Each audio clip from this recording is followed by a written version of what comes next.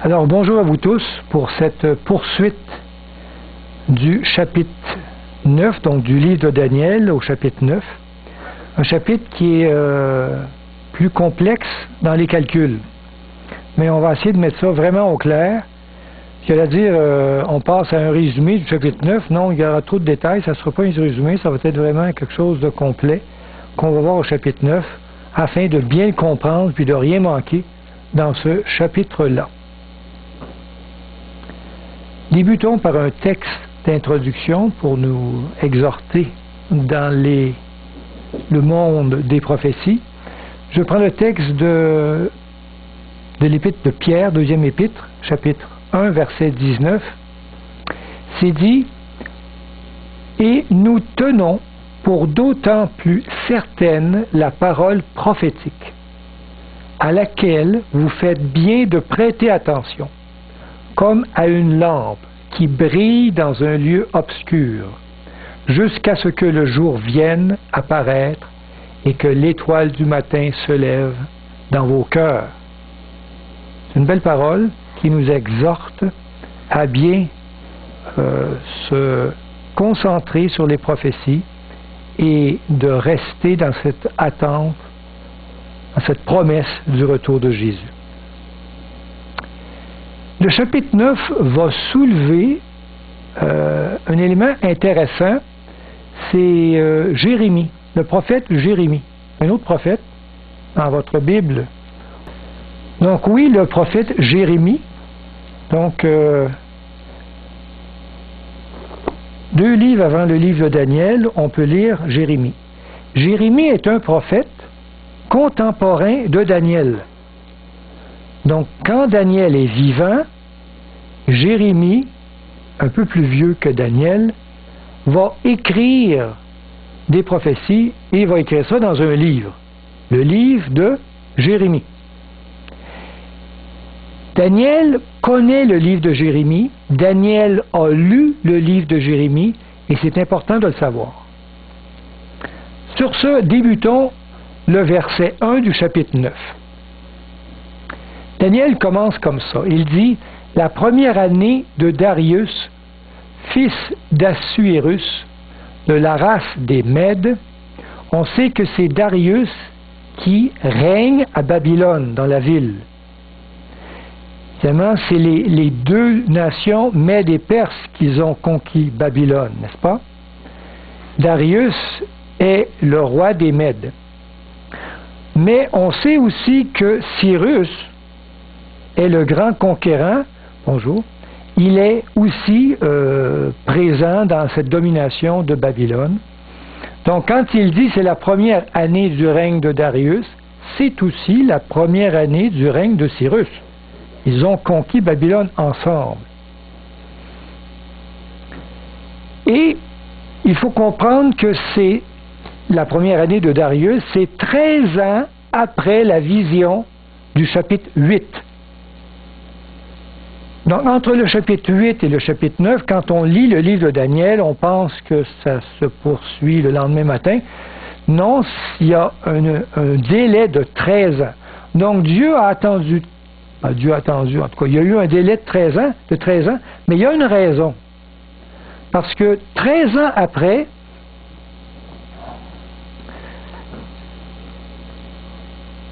on tombe à une année spécifique. Donc 13 ans va tomber 70 ans après la déportation.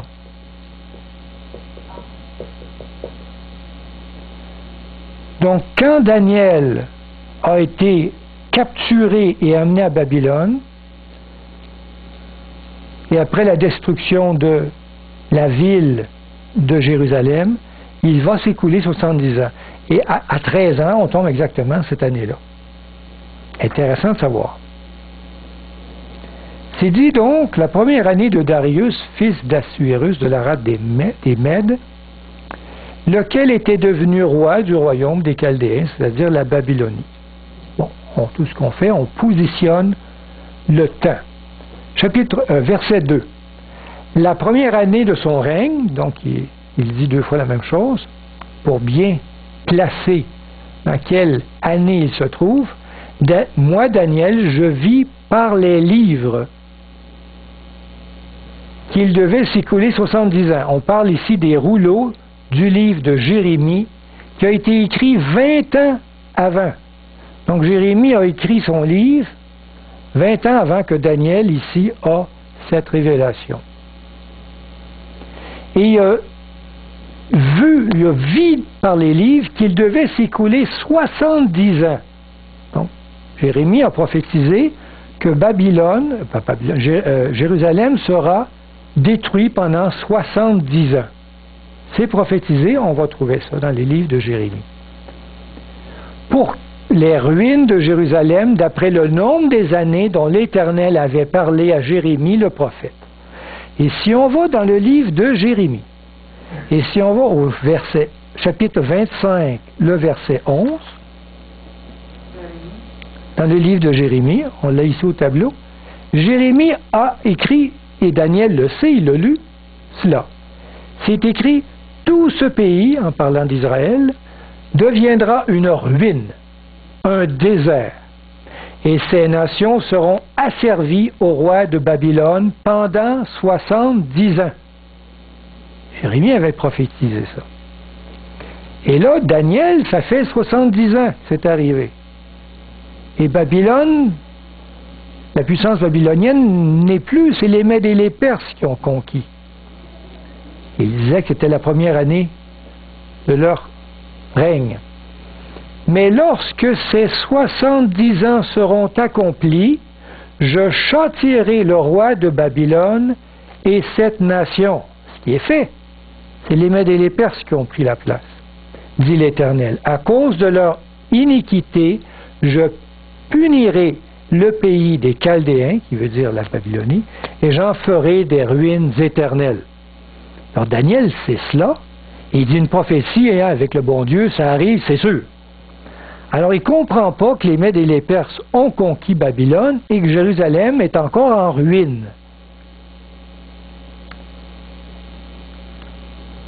Et là, Daniel va tomber en une prière d'exhortation, une prière exceptionnelle que l'on a relatée dans son livre. Il rentre en prière. Verset 3. « Je tournai ma face vers le Seigneur Dieu. » Donc Daniel, il ne comprend pas ce qui arrive à la reconstruction de Jérusalem. Il se dit en tête, sûrement, les péchés d'Israël étaient tellement graves que les 70 ans de Jérémie ont été changés. Le bon Dieu dit, non, il y a trop de péchés, en 2300 soirs et matins, c'est-à-dire 2300 ans.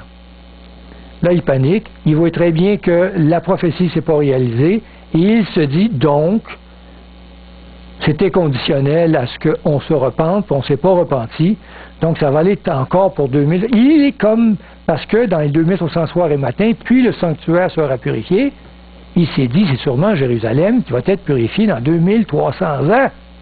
Alors là, il est un petit peu mêlé. Alors il dit, je tournai ma face vers le Seigneur Dieu afin de recourir à la prière et aux supplications en jeûne. Il faut comprendre qu'il y a toujours un clin d'œil avec les temps d'aujourd'hui.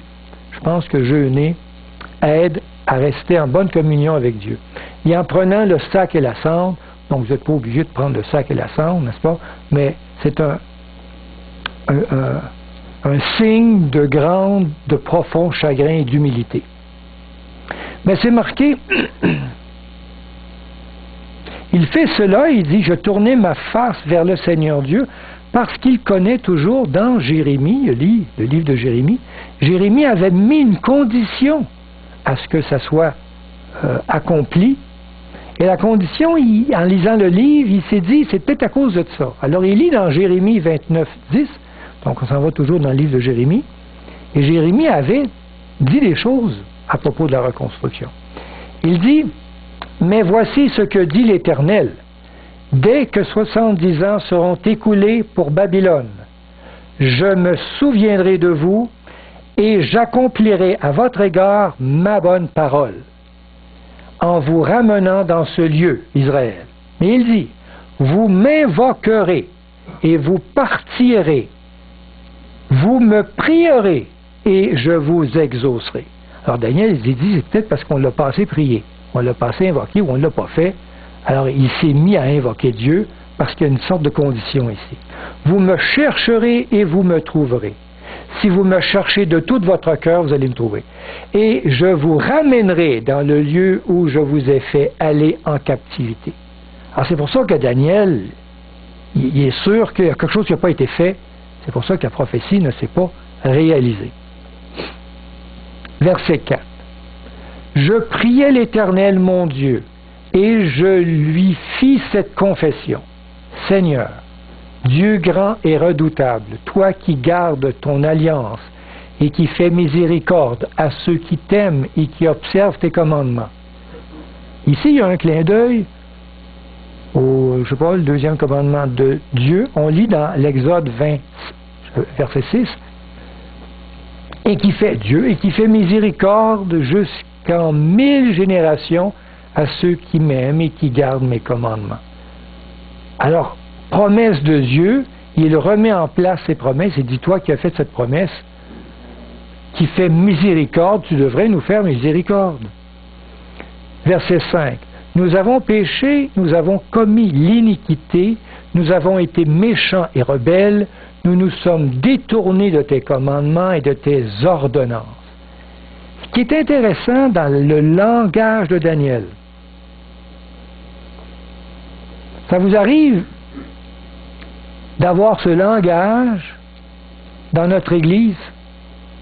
C'est-à-dire, vous voyez des gens dans l'Église, comme par exemple, tu sais, on voit dans l'Église catholique, il y a beaucoup d'inceste, pédophilie, toutes sortes de choses, même de l'homosexualité, puis toutes sortes d'affaires. Toutes des choses horribles, n'est-ce pas, qui ressortent, et ça vous arrive de prier en leur dire, Seigneur, et il dit, nous avons commis de grands péchés. Vous vous incluez. Incluer, c'est pas le bon mot. Oui, c'est ça. On s'inclut. Vous incluez, n'est-ce pas, dans la prière comme si vous l'aviez fait. Donc Daniel ici prie comme si lui était là lors des péchés. Pourtant, Daniel, il n'a jamais fait ça, il n'a jamais rien fait, il n'a jamais renié Dieu. Ce gars-là, il a toujours été très loyal, fidèle à Dieu. Mais il s'inclut dans une prière comme une prière corporative. Quand on aime son peuple, on s'inclut.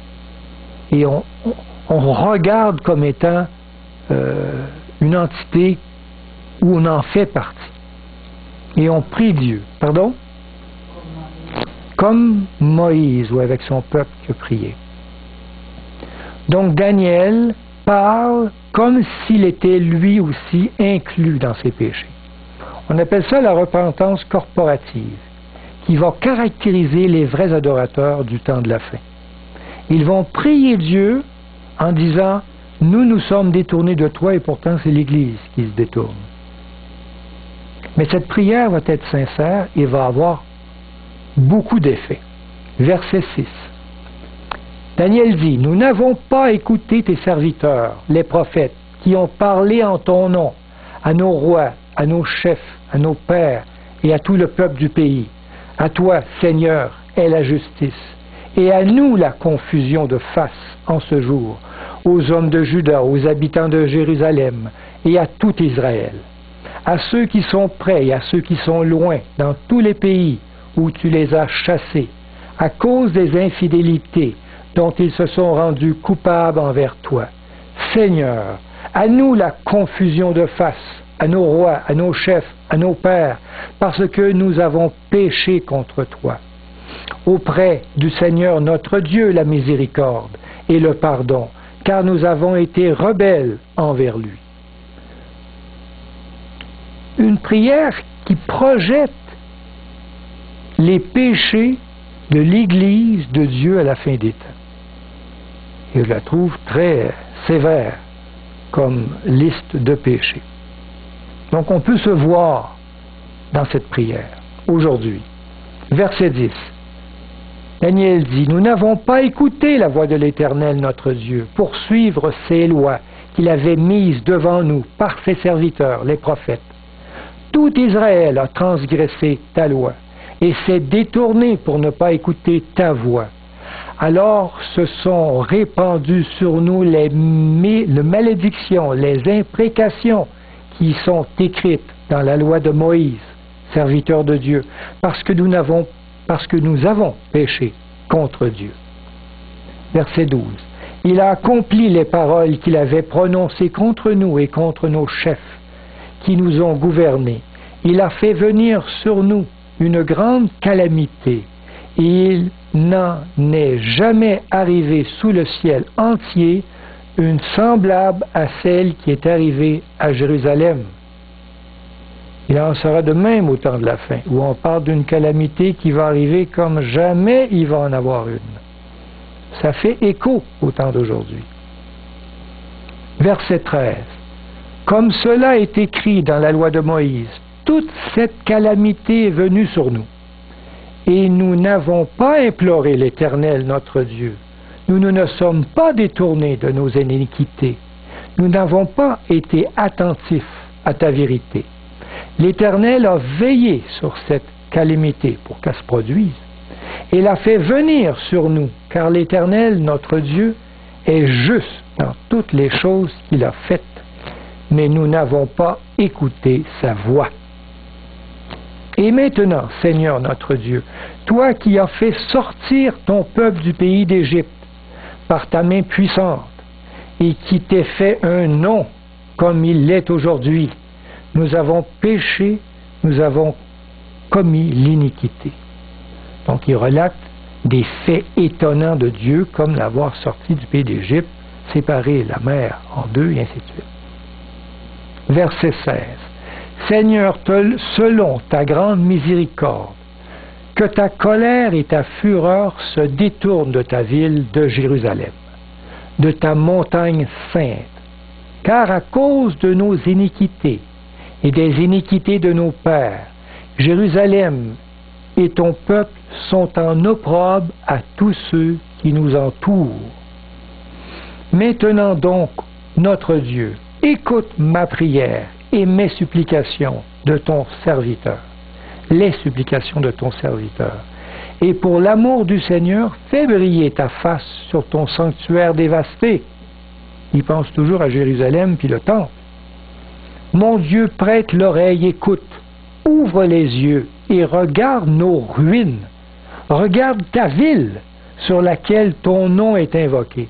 Car ce n'est pas à cause de notre justice que nous te présentons nos supplications, c'est à cause de tes grandes compassions. Donc Daniel s'assoit sur des promesses que Dieu est un Dieu qui pardonne, est un Dieu miséricordieux, est un Dieu qui aime. Et c'est à cause de ça qu'il prie et qu'il est sûr que Dieu va répondre. On arrive au verset 19, longue prière. Seigneur, écoute. Seigneur, pardonne. Seigneur, sois attentif. Agis et ne tarde pas. Et c'est vrai, Dieu a agi la même année de cette prière. Intéressant, n'est-ce pas? Par amour pour toi, ô mon Dieu, car ton nom est invoqué sur ta ville et sur ton peuple. Donc, c'est quand exactement qu'il fait cette prière?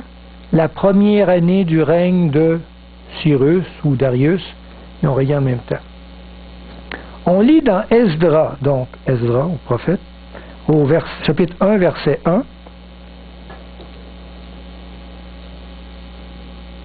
les versets suivants. C'est marqué, dans Esdra dit, la première année de Cyrus. La première année de Cyrus, c'est aussi la première année du règne de Darius, ils ont régné en même temps. La première, c'est-à-dire la même année que Daniel fait cette prière.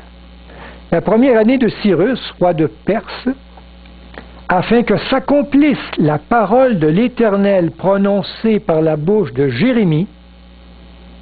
Qu'est-ce qu'il dit Jérémie? 70 ans après la destruction de captivité, il va avoir la reconstruction de Jérusalem. L'Éternel réveilla l'esprit de Cyrus, roi de Perse, qui fit faire de vive voix et par écrit cette publication dans tout son royaume. Il dit, « Ainsi parle Cyrus, roi des Perses.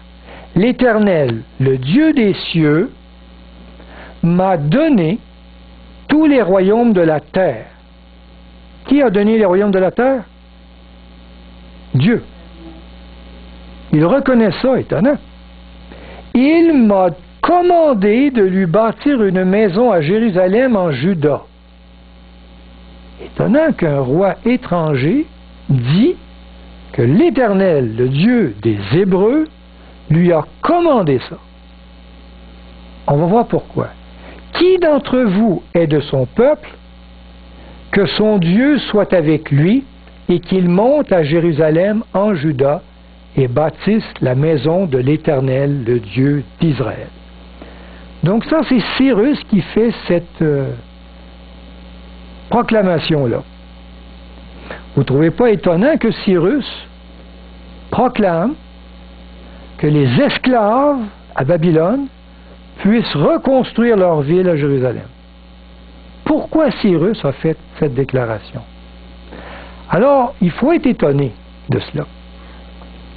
Mais il y a un autre prophète qui a écrit des choses extraordinaires, c'est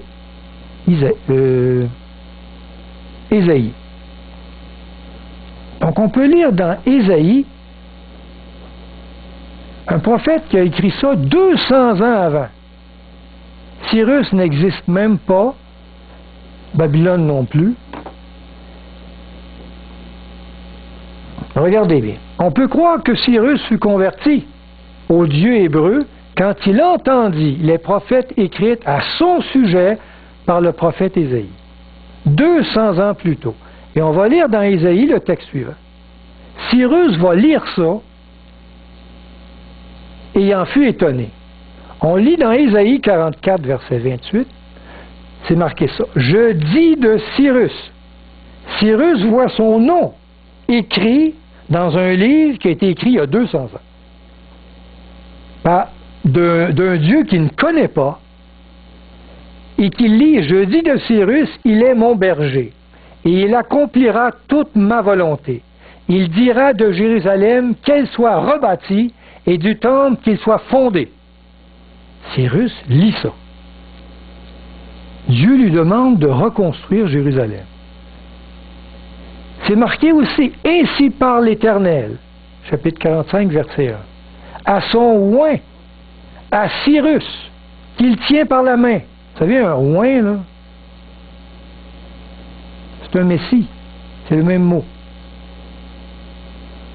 Il est vu comme un libérateur, quelqu'un qui vient libérer son peuple de l'esclavage, quelqu'un qui veut donner la liberté à son peuple. Ainsi par l'Éternel à son nom et à Cyrus, qu'il tient par la main pour terrasser les nations devant lui et pour relâcher la ceinture des rois, pour lui ouvrir les portes afin qu'elles ne soient plus fermées. On pourrait quasiment dire quelque chose de Jésus, ça serait pareil. Chapitre 45, verset 4. Pour l'amour de mon serviteur Jacob et d'Israël mon élu, je t'ai appelé par ton nom. Je t'ai parlé avec bienveillance avant que tu ne me connusses. Alors Cyrus n'en revient pas, les deux bras y tombent, il est sûr que ce Dieu-là lui demande de reconstruire et de rebâtir le temple.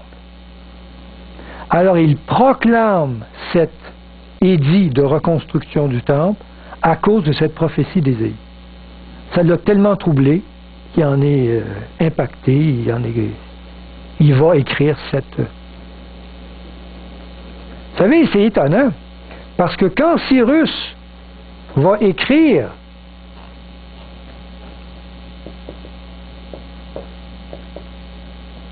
cette demande de reconstruction, elle ne se fera pas tout de suite. C'est le point de départ.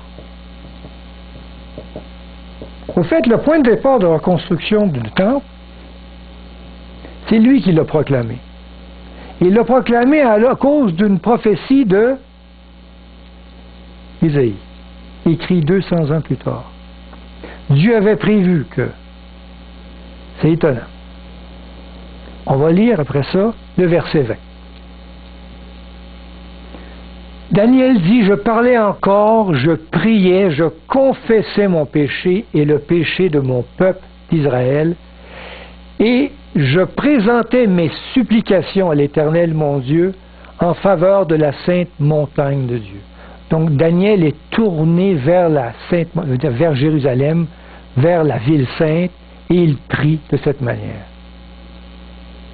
Parce que Daniel a aussi lu le livre des rois. On écrivait les chroniques dans le livre des rois. Et il lit dans 1 Roi, chapitre 8, verset 47, c'est dit, s'ils rentrent en eux, et ça c'était la dédicace de Salomon de son temple, il fait une prière, Salomon, à Dieu, il fait une demande à Dieu, et ça fait partie de sa prière. S'ils rentrent en eux-mêmes dans le pays où ils sont captifs, s'ils reviennent à toi et t'adressent des supplications dans le pays de ceux qui les ont amenés, et qu'ils disent, nous avons péché, nous avons commis des iniquités, nous avons fait le mal, s'ils reviennent à toi de tout leur cœur et de toute leur âme, dans le pays de leurs ennemis, qui les ont amenés captifs, s'ils t'adressent des prières, les regards tournés vers leur pays, que tu as donné à leur père, vers la ville que tu as choisie et vers la maison que j'ai bâtie à ton nom, exauce des cieux, du lieu de ta demeure, leurs prières et leurs supplications, et fais leur droit. Donc Daniel croit que vraiment, s'il prie en direction de Jérusalem, avec cœur, Dieu va exaucer. Parce qu'il l'a dit qu'il le ferait. Il s'appuie encore sur des promesses. Est-ce qu'il a été exaucé? Ben oui, c'est merveilleux. Dieu a tenu ses promesses aussi. Et c'est pour ça qu'il fait cela. Et là, il arrive quelque chose de miracle. Il y a un ange qui va apparaître à Daniel et qui va lui expliquer des choses. On lit ça au verset 21. « Je parlais encore dans ma prière quand l'homme Gabriel. » C'est le même Gabriel dans le chapitre 8. On lit dans 8, verset 16, « J'entendis la voix d'un homme au milieu de l'Ulaï. Il criait et dit, « Gabriel, explique-lui la vision. » C'est le Gabriel du chapitre 8 qui a expliqué la vision. Alors le même Gabriel revient, que j'avais vu précédemment dans une vision. C'est la vision des 2300 soirs et matins du chapitre 8. C'est là que ce Daniel, ange, est venu lui expliquer cette vision. Il s'approcha de moi d'un vol rapide au moment de l'offrande du soir. Vous savez qu'on avait 2 offrandes, matin et soir, dans le service du temple. Le soir, c'était vers 6 heures. Verset 22. Il m'instruisit et s'entretint avec moi. Il me dit, Daniel, je suis venu maintenant pour ouvrir ton intelligence. Et c'est intéressant, un ange vient parler à Daniel pour l'instruire des choses qui vont arriver. Ça fait clin d'œil au fait, à aujourd'hui, au temps de la fin, où on peut lire dans les livres des Actes, chapitre 2, verset 17, c'est écrit, « Dans les derniers jours, Dieu dit, je répandrai mon esprit sur toute chair. Vos filles et vos fils prophétiseront, vos jeunes gens auront des visions et vos vieillards auront des songes.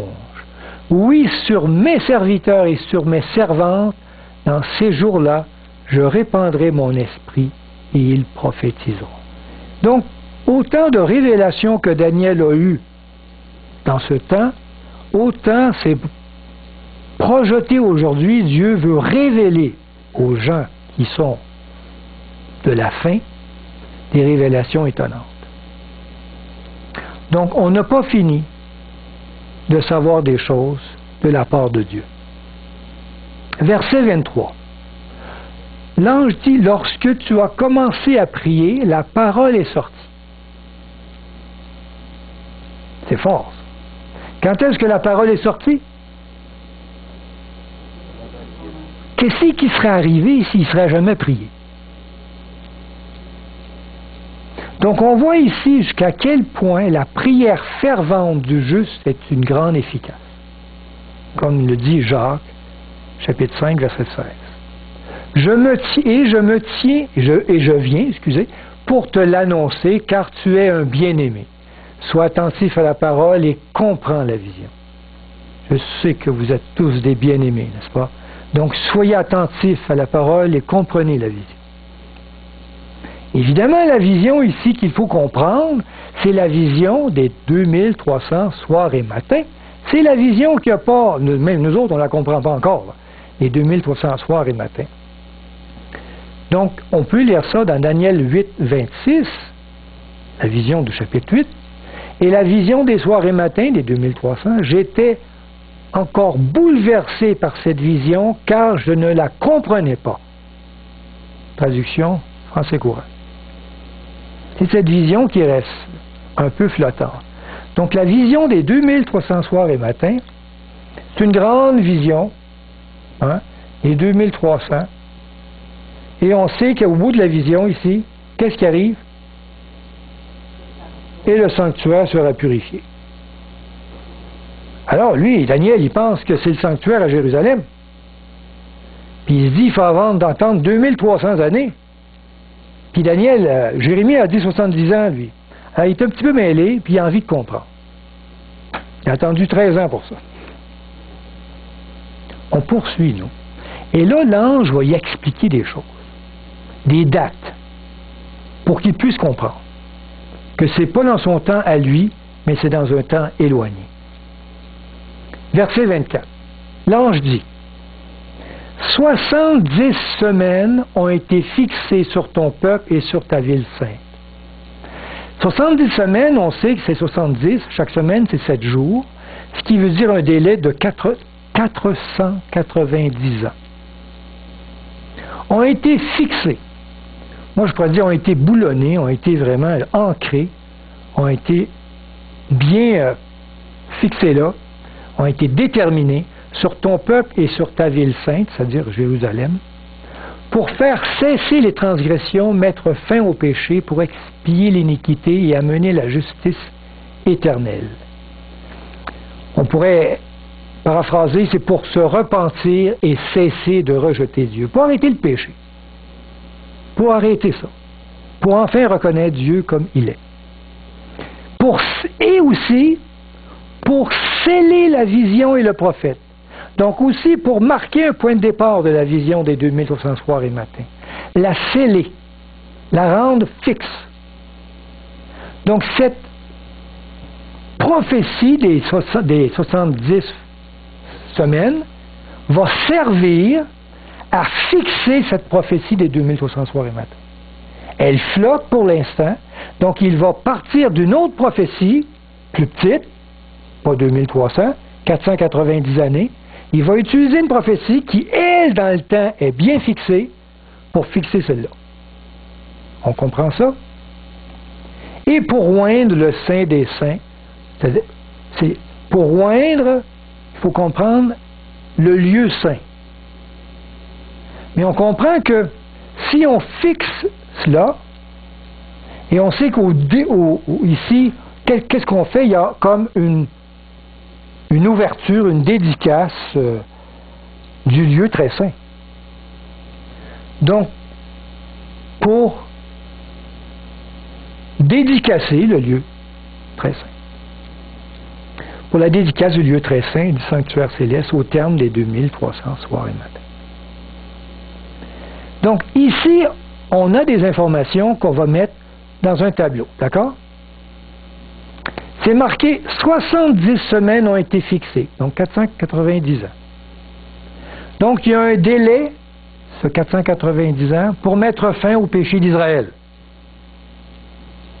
C'est plus court que 2300 soirs et matins, c'est-à-dire 2300 ans pour que le sanctuaire soit purifié.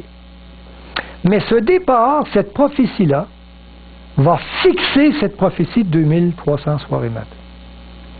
Si on peut trouver le point de départ de cette prophétie, on va pouvoir fixer le point de départ de l'autre prophétie. Et c'est celle-là qui nous intéresse. Mais le verset ne nous le dit pas. Le verset, tout ce qu'il nous dit, il va servir à fixer celle-là. Et d'arriver à un point à la fin où le sanctuaire sera purifié. Daniel croit que c'est dans son temps, peut-être, il ne sait pas trop. Nous, on sait aujourd'hui, avec les fouilles archéologiques, qu'il y a eu un décret de reconstruction de Jérusalem en octobre 457 avant Jésus-Christ. Pour comprendre ça un petit peu, Cyrus a émis un décret de reconstruction de Jérusalem. Et il a dit, allez-vous-en à reconstruire. Mais ça n'a pas fonctionné. Il y a eu un autre roi par après qui a relancé le décret, Darius, de reconstruction de Jérusalem. Ça n'a pas marché. Après ça, il y a eu un autre roi qui s'est dit, hey, il faut vraiment faire quelque chose avec ça, Artaxerxès, qui a relancé le décret de reconstruction du temple, et c'est lui, ça. En 457 avant Jésus-Christ, et ça a fonctionné. Israël a repris sa place de nation politique dans la scène mondiale. Et c'est ce décret qui est le point de départ, puisqu'il a fonctionné. Alors allons-y, verset 25.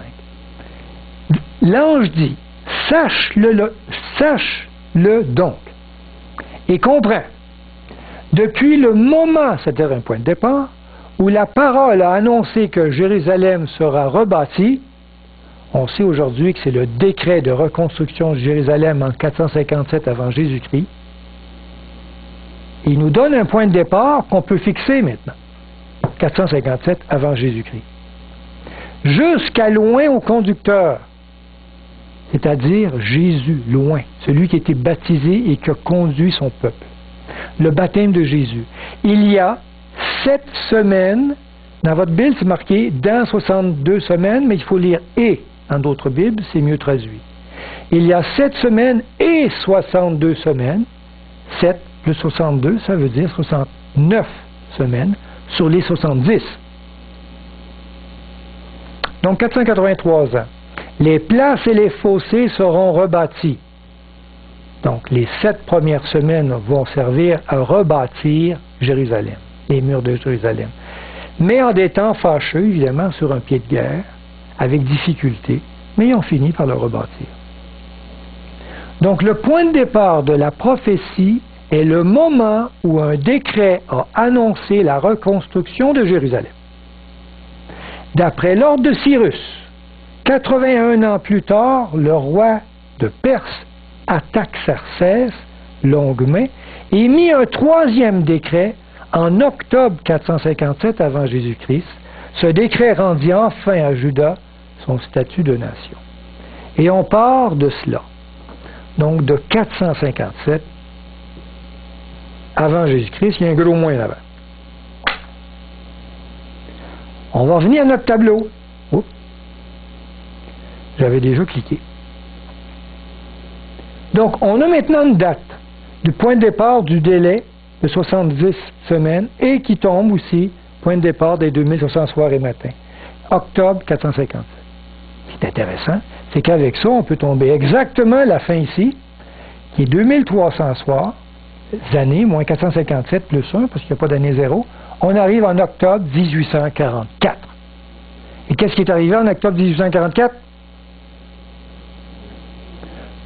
Le sanctuaire a débuté son œuvre de purification dans le ciel.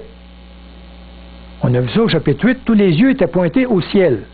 Il y avait un grand conflit.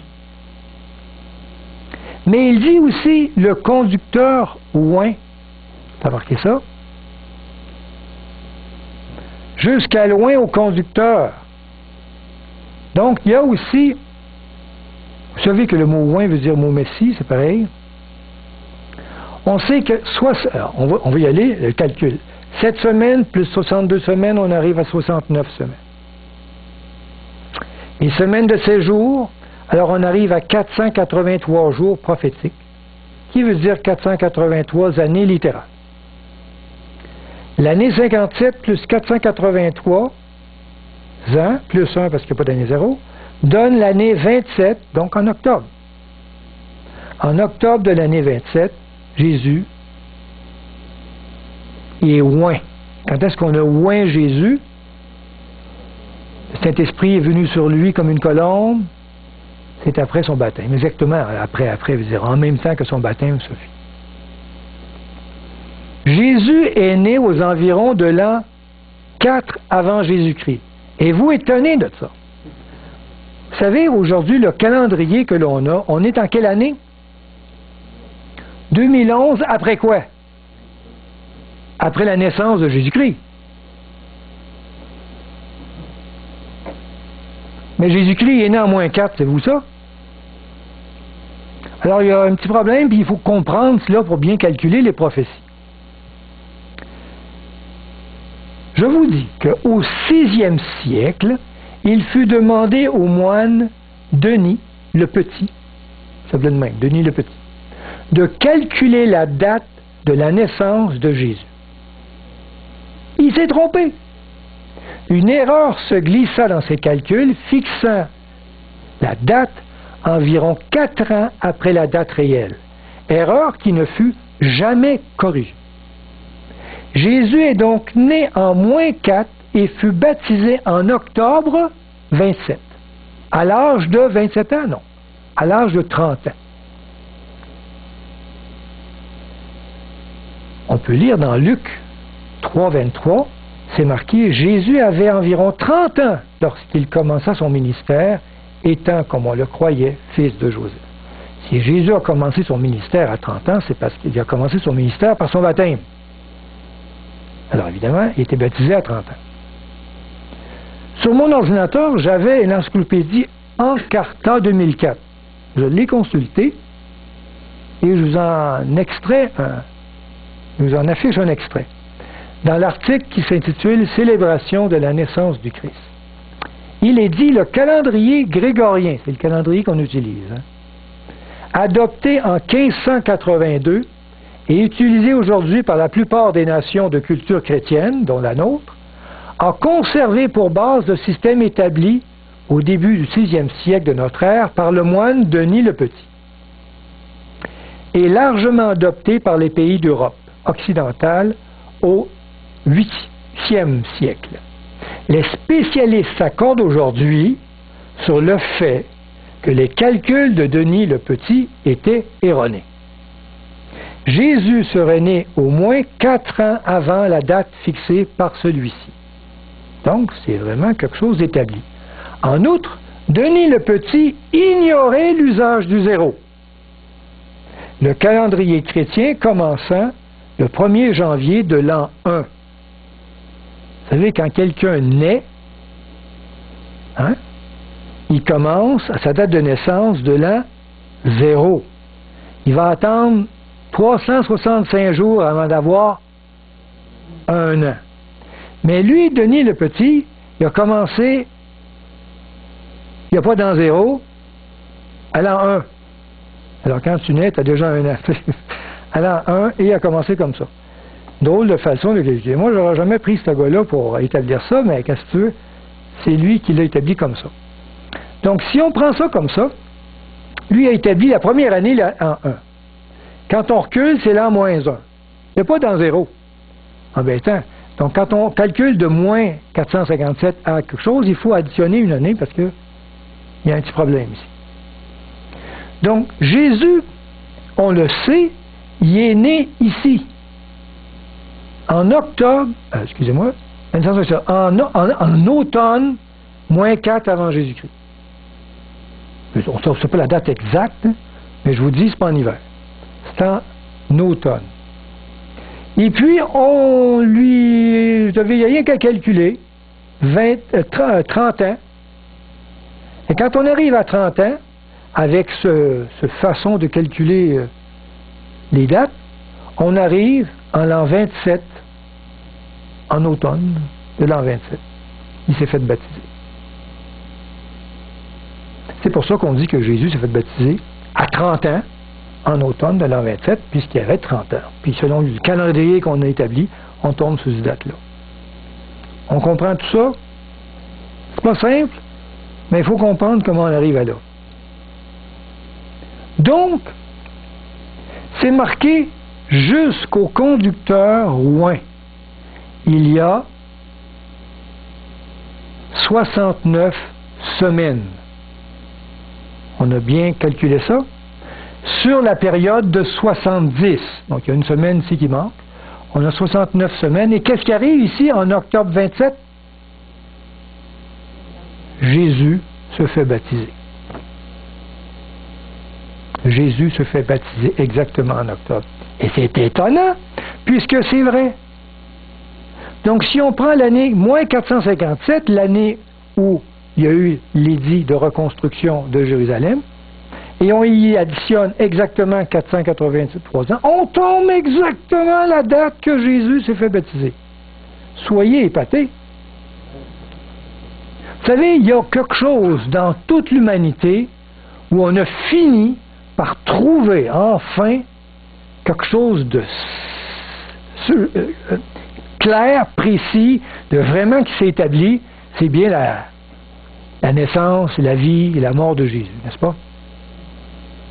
Ça, franchement, il y a eu des recherches et on en est certain. Là, il n'y a plus. Tu sais, les autres dates, on n'est pas sûr. Tu vois. Mais Jésus, là, on finit par tomber dessus et m'emmener avec toutes les recherches.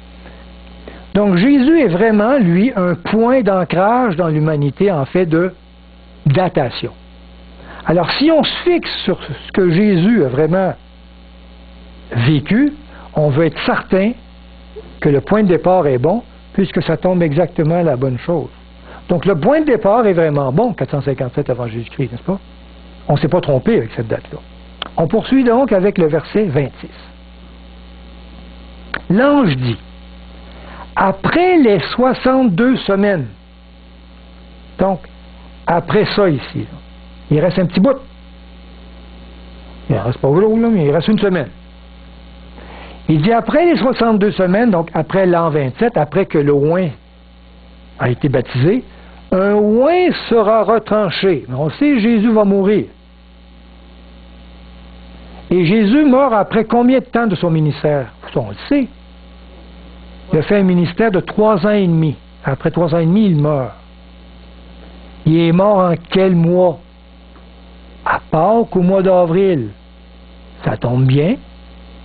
S'il s'est fait baptiser au mois d'octobre à peu près, ça tombe en plein là au mois d'avril. 6 mois après.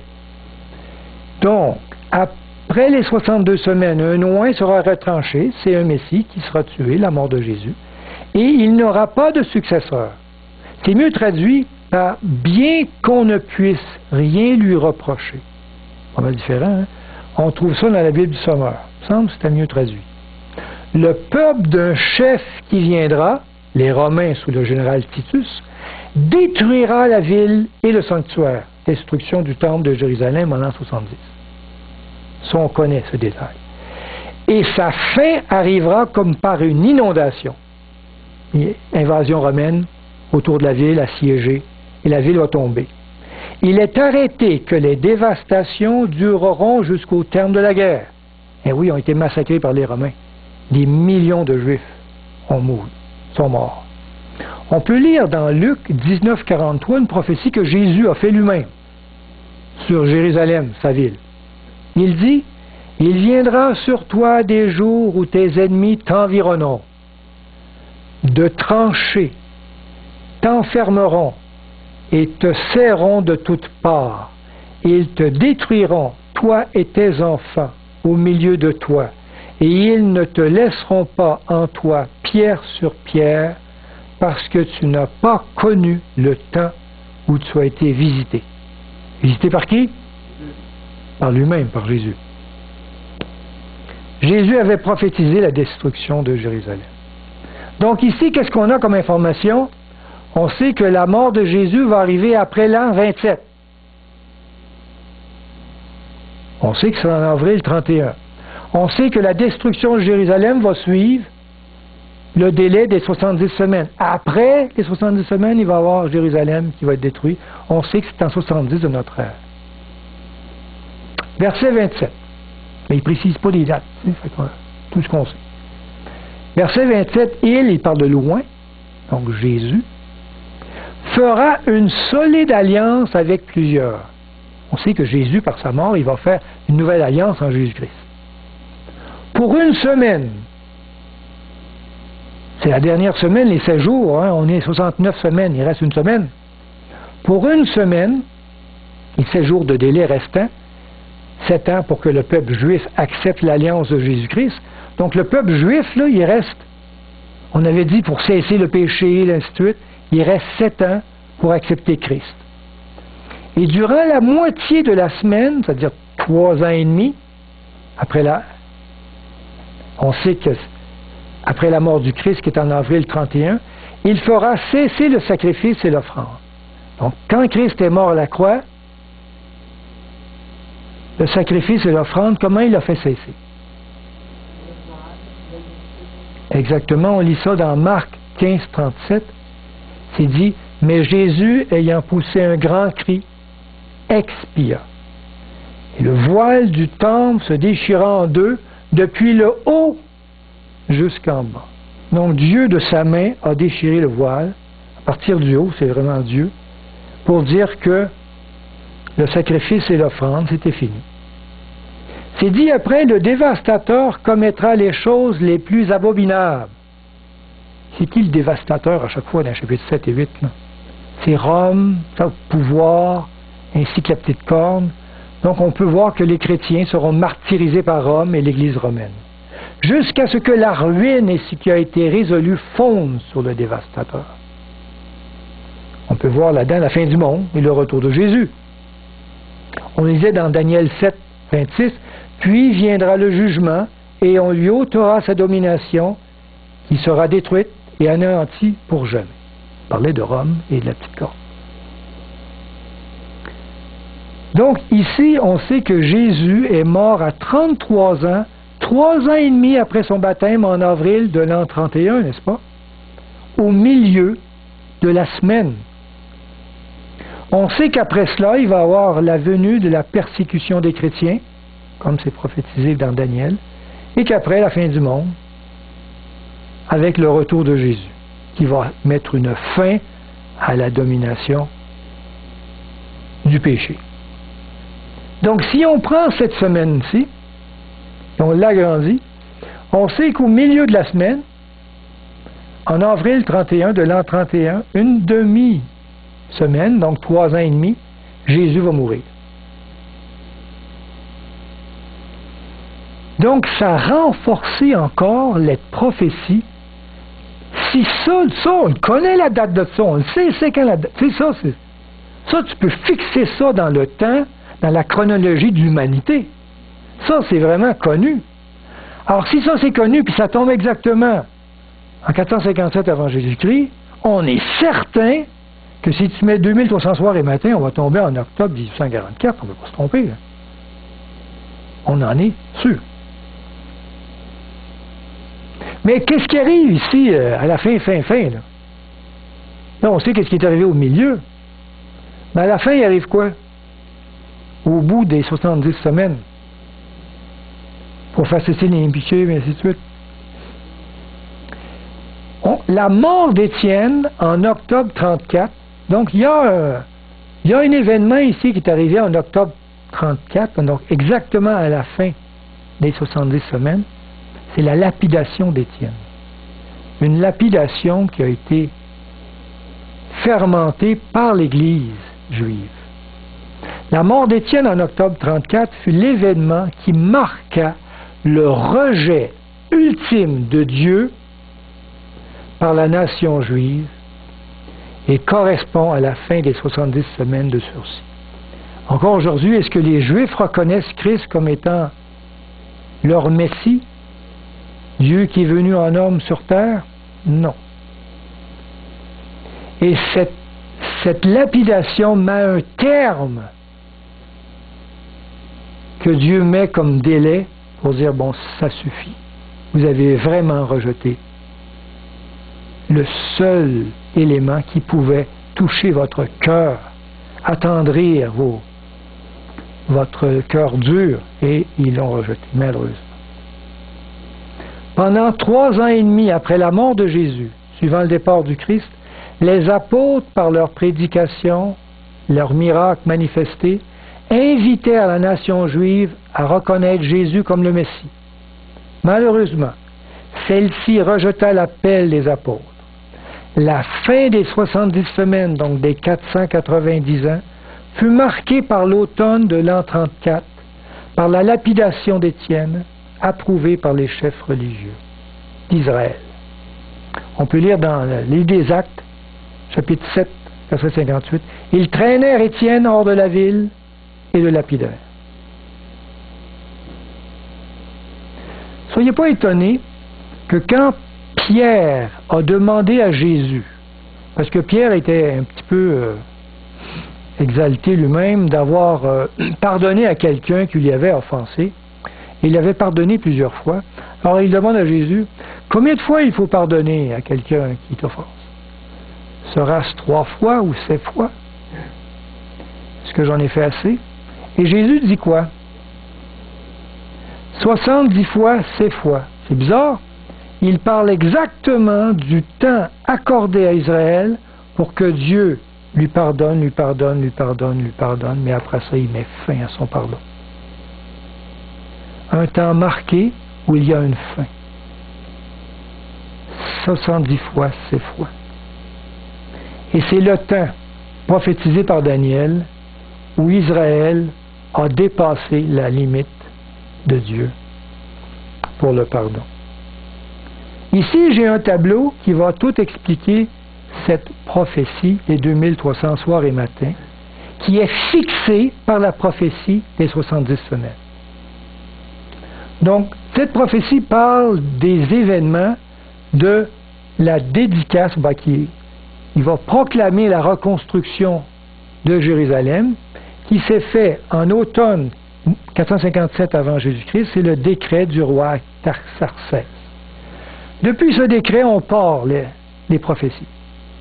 C'est marqué 7 semaines et 62 semaines. Les premières 7 semaines, qu'est-ce qui arrive à la fin des 7 semaines, donc des 49 ans? Les murs de Jérusalem, la ville est fortifiée, la construction est terminée, et Israël devient une nation qui a sa place dans le monde. Et elle reprend une vie autonome. Mais en des temps fâcheux, c'est marqué dans la Bible, sur un pied de guerre. Puis il va y avoir 62 semaines, et au bout des 62 semaines arrive l'automne 27, le baptême de Jésus. Au milieu de la semaine, la mort de Jésus.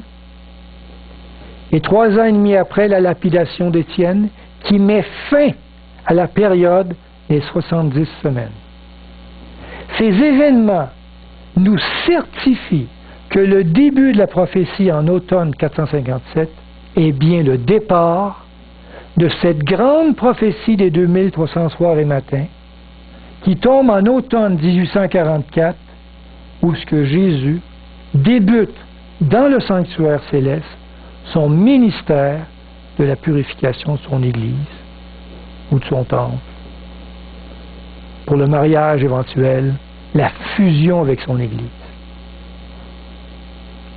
Donc, 2300 soirs et matins, le chapitre 9 nous révèle complètement les temps prophétiques et nous reconnaissons que depuis ce moment, il n'y a aucune place dans la Bible qui a une autre date qui est prophétisée plus loin que 1844.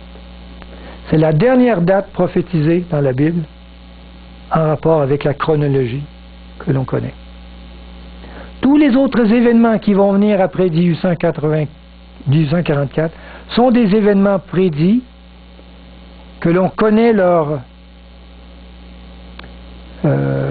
suite logique, un après l'autre, mais on ne sait pas quand. Rien n'a été dit en fait de temps. La dernière période de temps est l'automne 1844. Et après cette date, la Bible reconnaît cela comme étant le temps de la fin. Et nous sommes plus de 150 ans après ce temps de la fin. Il y a des questions sur le chapitre 9. C'est assez précis, assez clair. Et on comprend que 1844 est vraiment un élément important dans la prophétie où Dieu veut vraiment nous révéler l'importance de cette date pour nous faire comprendre l'importance de son ministère qui a débuté en 1844. Et que l'on puisse entrer par la foi avec lui dans ce ministère de purification. Amen.